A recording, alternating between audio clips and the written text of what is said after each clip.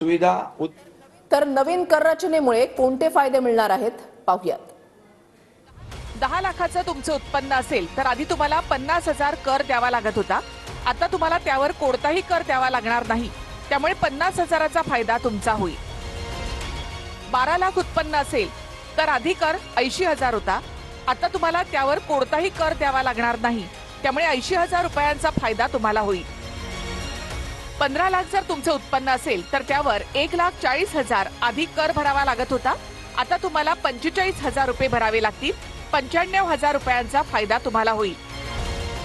20 लाखांचं उत्पन्न असेल तर 2,90,000 हा आधीचा कर तुम्हाला भरावा लागत होता, आता तुम्हाला 1,40,000 कर भरावा लागेल, म्हणजे 1,50,000चा फायदा तुमचा होणार आहे।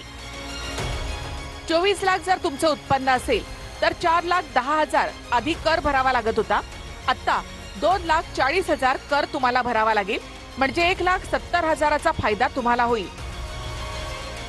30 लाख जर तुमचं उत्पन्न असेल तर 5,90,000 हा आधी कर तुम्हाला भरावा लागत होता, आता 4,20,000 कर तुम्हाला भरावा लागेल, म्हणजे 1,70,000चा फायदा तुम्हाला होणार आहे।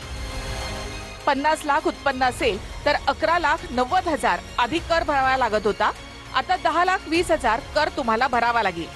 1,70,000चा फायदा तुम्हाला यामध्ये होणार आहे।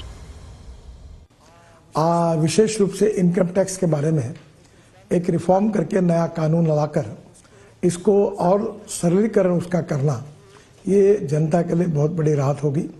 और 12 लाख रुपए की उत्पादन के लिए इनकम टैक्स में जो राहत दी गई है वो भी बहुत महत्वपूर्ण है।